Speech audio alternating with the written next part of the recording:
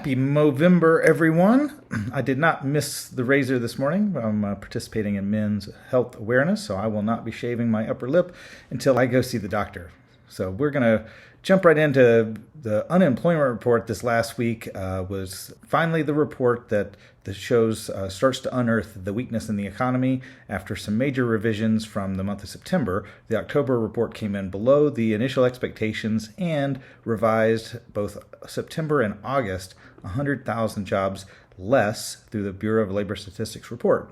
This came on the heels of November 1st. We had Fed Chairman Powell speaking to the public about their holding rates, and we feel like this is going to be not just the pause, the end of the rate hiking cycle. As we came and saw the confirmation on Friday with the jobs report, we've had a lot of weaker reports and continually weaker inflation. The inflation numbers do continually hold higher than the Fed's stated goal of 2%, but staying under 4%. And on a 6-month rolling average, we are on a downward cycle there. So let's see how the markets reacted this last week. As we start this week, the 10-year Treasury does start off 6 basis points higher after falling significantly every day of November last week. So starting on Wednesday, we'll take a look. We had the fall off on November 1st where rates finally broke below the 25-day average and held up both Thursday and Friday, starting the day off within the 50 and 100-day moving average, but literally taking us back more than 30 days at 4.64% this morning. We only touched this for a few days, mid-October. Prior to that, we had to go to September to find a time where we were in similar rate territory. So basically, we're back in time to late September as far as interest rates, and we do seem to have broken the trend. As we can see, the trend was much, much higher each month, or for the 25-day average, holding us steadily higher. Confirmation this week that we are starting to level off and not quite able to break below the 25-day average. As we look at mortgage-backed securities, the mortgage-backed security market works in the reverse of the actual yield or interest rate that we focus on, say, with the 10-year. The mortgage-backed security is the investment that investors are purchasing when they buy your mortgage. So as the price for your mortgage rise, that means the interest rate to the consumer will fall. So we see the exact opposite starting November 1st, a huge rally in the price of mortgage-backed securities, finally finding buyers for these mortgages, and that brings to the table a much lower interest rate that, again, takes us back to late September since we've seen these levels.